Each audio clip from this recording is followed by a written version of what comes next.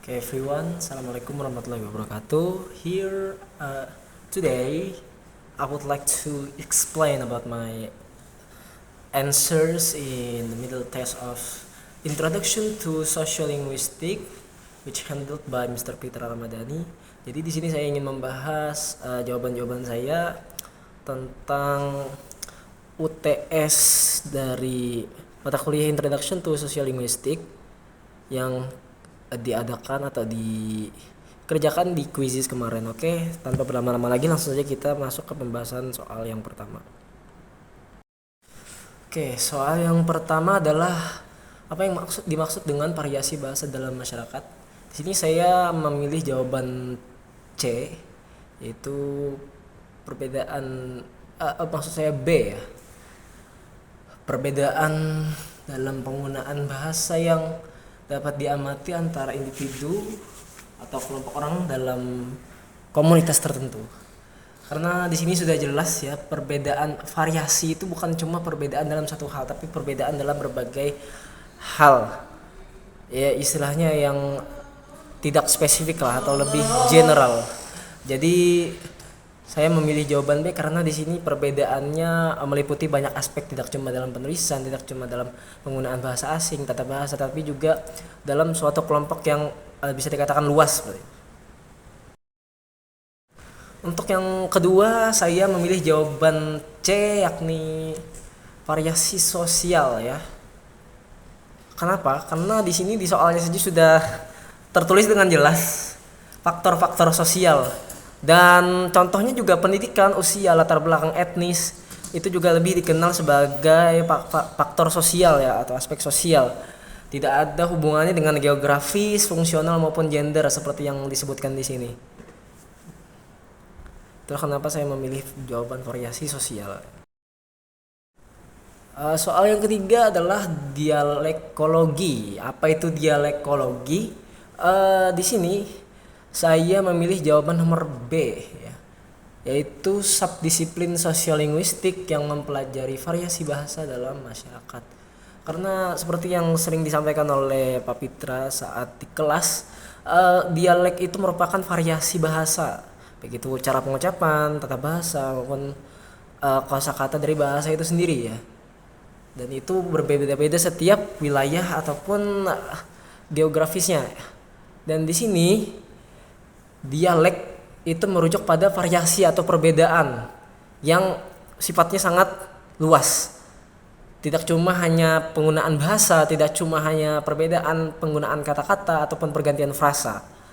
Itulah kenapa saya memilih jawaban yang benar-benar saya rasa relevan dengan soalnya. Itu subdisiplin. Oke.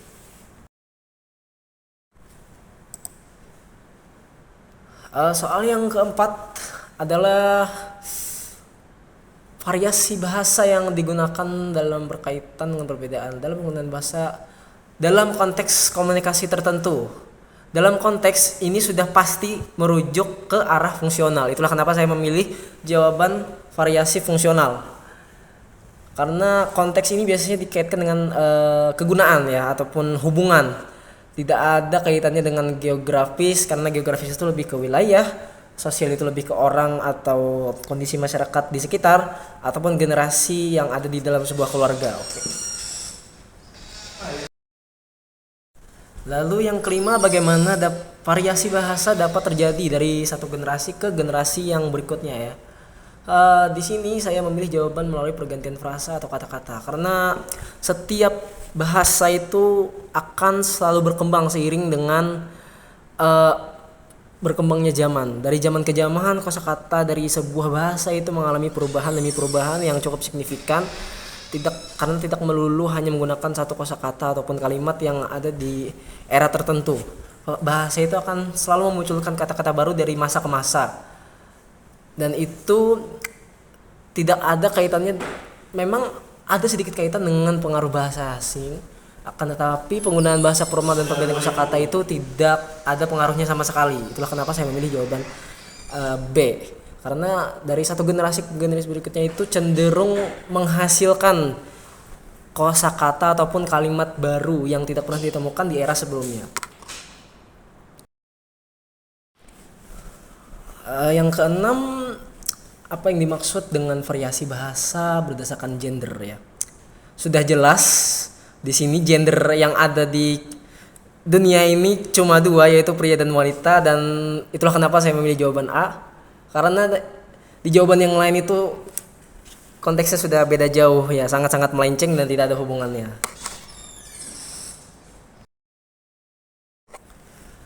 Lalu yang ketujuh, variasi bahasa dalam masyarakat itu mencerminkan apa? Seperti yang kita tahu, variasi ya, variasi itu perbedaan, beragam, perbedaan yang beragam dalam artian yang cukup luas, banyak. Dan saya memilih jawaban B atau C, yaitu keragaman ya, keragaman. Karena keragaman itu tadi yang benar-benar relevan dengan yang namanya variasi ya. Sedangkan jawaban lain seperti kesederhanaan, keseragaman itu tidak ada hubungannya atau tidak ada kaitannya sama sekali. Tidak ada sangkut pautnya sama sekali. Bahkan jauh melenceng dari konteks yang disebutkan di soal ini. Nomor 8, variasi bahasa dalam masyarakat mencakup perbedaan dalam apa? Ya, bahasa. Variasi ya, kita kembali ke kata kuncinya itu variasi. Sudah jelas variasi ini perbedaan, sedangkan di pilihan jawaban lain itu memuat perubahan ya, perubahan. Tidak ada perbedaan, sedangkan variasi itu lebih merujuk ke perbedaan. Itulah kenapa saya memilih jawaban perbedaan dalam kosakata. Sudah jelas ya alasannya ya. Lalu yang kesembilan, apa yang mempengaruhi penggunaan bahasa dalam kehidupan sehari-hari dan identitas individu?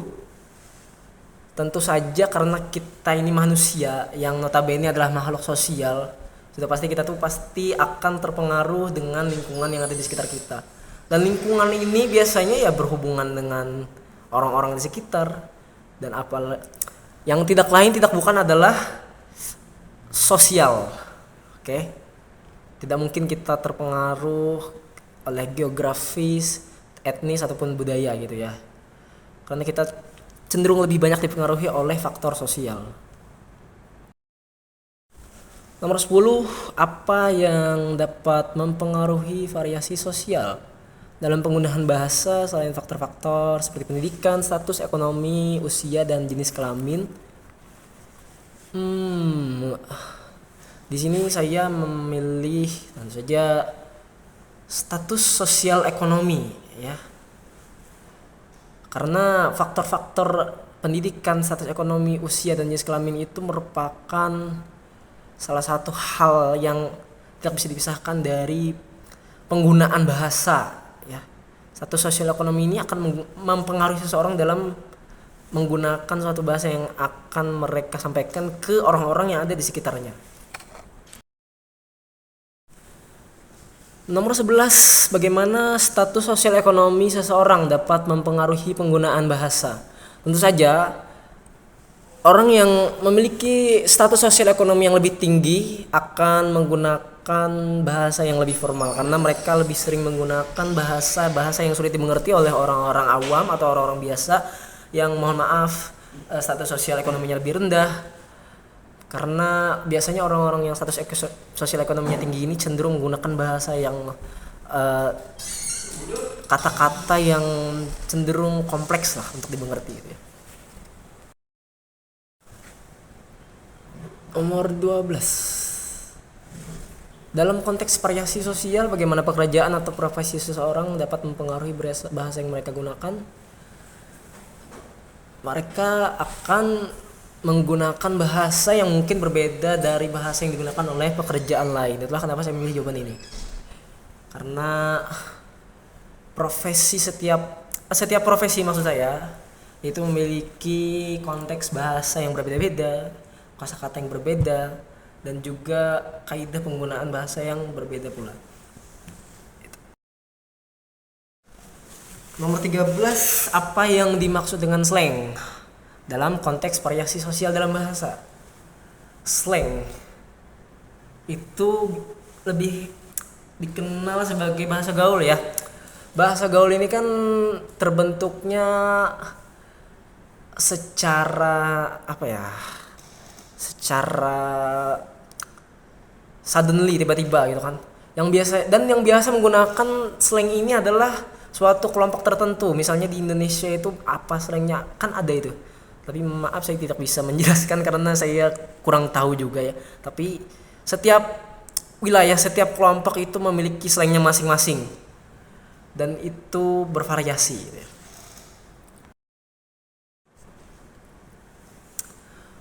Lalu bagaimana nomor 14, bagaimana penggunaan slang berhubungan dengan variasi sosial dalam bahasa? Seperti yang sudah dijelaskan di soal sebelumnya tadi ya, bahwa slang itu sering digunakan untuk dalam kelompok sosial tertentu atau subkultur. Itulah kenapa saya memilih jawaban yang ini, yang saya checklist ya. Karena ini masih berhubungan dengan soal sebelumnya. Yang ke-15, kenapa atau mengapa imigran dapat membawa variasi bahasa mereka sendiri ke suatu daerah. Misalnya kan ketika imigran ini berpindah dari satu negara ke negara lain, mereka pasti tidak paham atau bahkan tidak tahu dengan bahasa yang ada di negara yang mereka tuju. Kenapa demikian? Karena imigran membawa pengaruh bahasa mereka dari negara asal mereka. Seperti yang sering dijelaskan oleh Bapak Fitra juga di kelas ya, orang Indonesia kalau ke Inggris, orang Inggris itu bisa tahu bahwa kita ini berasal dari Indonesia ya, karena mereka bisa dengan mudah mengenali lewat aksen, dan mereka juga bisa dengan mudah mengidentifikasi seseorang ini berasal dari mana dengan mendengarkan aksen yang mereka pakai saat berbicara. Dan ketika sekali berbicara saja mereka sudah bisa tahu orang ini, oh ini orang bukan berasal dari sini, ini pasti orang jauh ini, entah dari negara Asia ataupun Afrika, ini bukan orang Eropa. Seperti itu contohnya.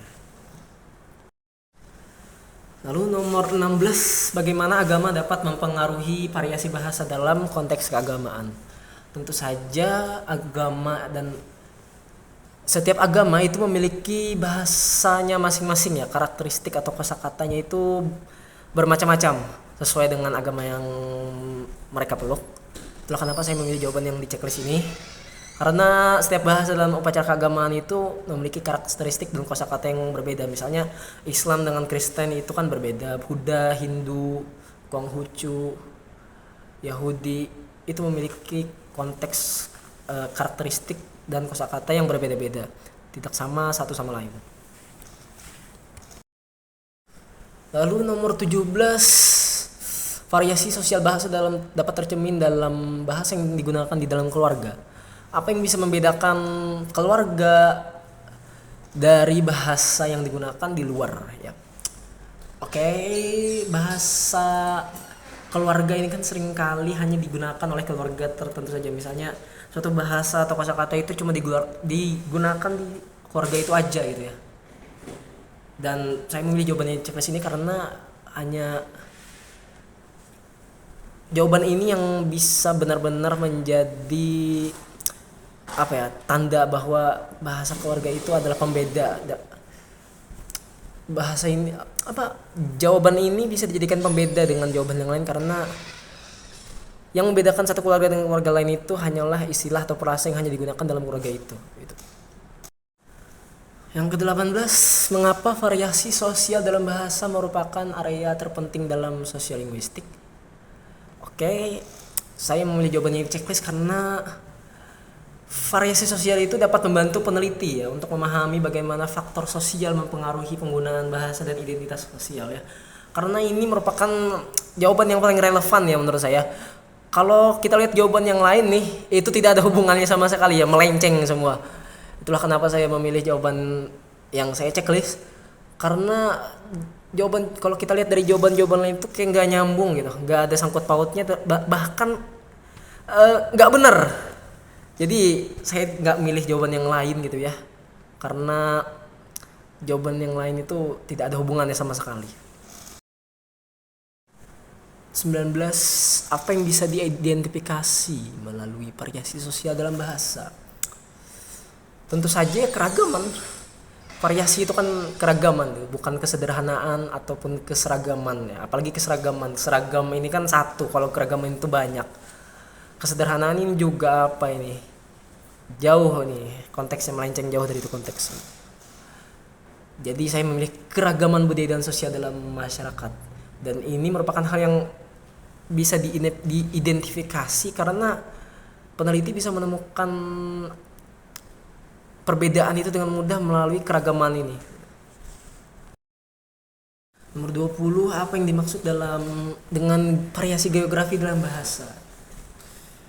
Variasi geografi tentu saja ini kan wilayah atau kondisi geografis. Tidak mungkin kita memilih jawaban yang penggunaan bahasa dalam keadaan komunitas ini sosial, pria dan wanita ini gender, keadaan ini lebih ke lingkungan sosial ya. Sedangkan wilayah geografi ini merupakan jawaban yang relevan dengan soal yang ada. Itulah kenapa saya memilih jawaban yang dicentang itu. Lalu apa contoh dari variasi geografi dalam pengucapan atau fonologi?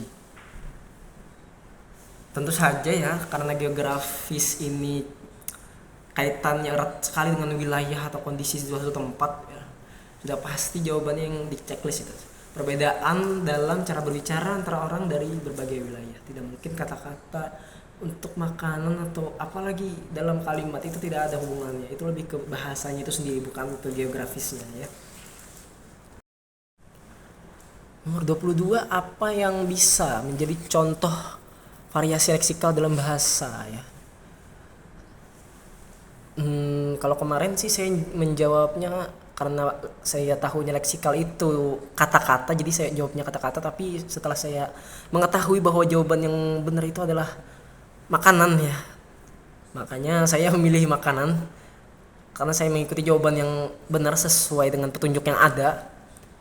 Jadi variasi leksikal ini perbedaannya digunakan untuk makanan. Lalu perbedaan dalam urutan kata atau kalimat disebut sebagai variasi apa? Seperti yang kita tahu ya, tata bahasa itu kan mau yang ngurusin tentang urutan kata dalam suatu kalimat. Sudah pasti jawabannya sintaksis. Sintaksis ini berkaitan dengan tata cara menyusun urutan kata dalam kalimat ya. Kalau leksikal ini kan lebih ke kata-kata.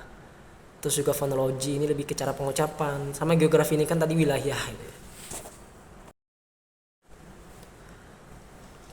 24, variasi geografi dalam bahasa itu mencerminkan apa? Variasi, balik lagi ke kata kuncinya, variasi ya. Variasi merupakan kekayaan atau keragaman. Sedangkan di jawaban lain lagi-lagi masih sama seperti yang udah tadi ya, keseragaman dan kesederhanaan, dan itu tidak ada hubungannya. Itulah kenapa saya memilih jawaban yang di checklist ini. Keragaman. Jadi variasi itu mencerminkan keragaman ya. Tentu saja dari kalimatnya aja udah jelas artinya apa ya. Lalu apa yang dimaksud dengan variasi fungsional dalam bahasa? Variasi fungsional, fungsi ya. Fungsi ini kan kegunaan, konteks, tujuan. Itulah kenapa saya milih jawaban yang di checklist. Karena kalau yang di sebelahnya yang A itu perbedaan dalam jenis kelamin itu kan gender. Geografis itu jelas geografis. Kalau konteks formal dan informal itu lebih ke situasional ya, bukan fungsional ya. Itu. Nomor 26, ketika berbicara dengan atasan di tempat kerja atau dalam situasi yang resmi, bahasa yang digunakan cenderung menjadi tentu saja lebih formal gitu ya. Nggak mungkin kita menggunakan bahasa yang informal, sederhana, apalagi bahasa santai, bisa dipukul bosnya nanti ya. Karena memang kalau situasinya formal kita harus menggunakan bahasa yang formal juga gitu ya. Kita menyesuaikan lah dengan situasi. Bagaimana bahasa yang digunakan dalam surat resmi atau dokumen akademik berbeda dari bahasa dalam percakapan lisan? Tentu saja bahasa dalam surat resmi, namanya aja resmi gitu kan, sudah pasti formal dan harus terstruktur. Itulah kenapa saya memilih jawaban yang checklist ini.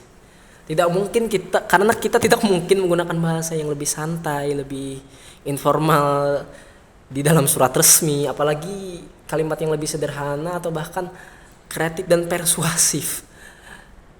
memang ada bahasa yang ditulis secara lebih kreatif dan persuasif tapi bentuknya lebih formal, tidak dalam bentuk informal ya.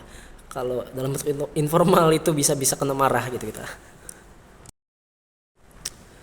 28 bahasa yang digunakan dalam media massa seperti di televisi, berita-berita di televisi atau surat kabar itu cenderung tentu saja karena media massa ini jangkauannya luas ya.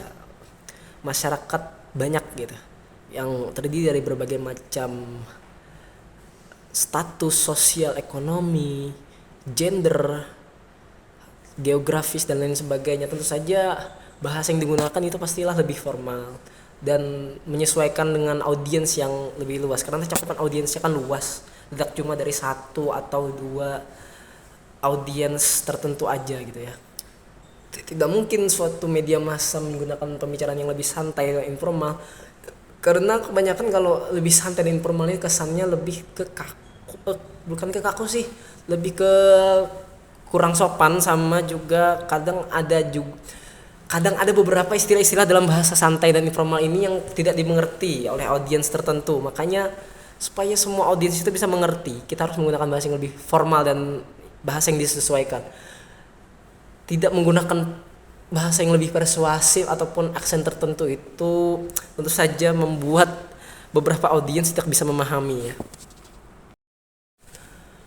Lalu bagaimana karakter-karakter dalam pertunjukan teater, film, atau komedi menggunakan bahasa? Tentu saja mereka menyesuaikan bahasa mereka dengan menggunakan aksen tertentu sesuai dengan gaya bicara yang ada pada karakter yang mereka perankan gitu ya. Terkadang kan yang namanya berbagi di dalam film teater itu pasti ada berbagai peran dan setiap peran itu punya karakteristiknya masing-masing dan bahasa yang digunakan oleh pemeran itu adalah bahasa yang disesuaikan dengan karakter yang mereka dapatkan. Nomor 30, bahasa yang digunakan dalam acara pernikahan, pemakaman ataupun acara formal lainnya seringkali memiliki bahasa yang khusus.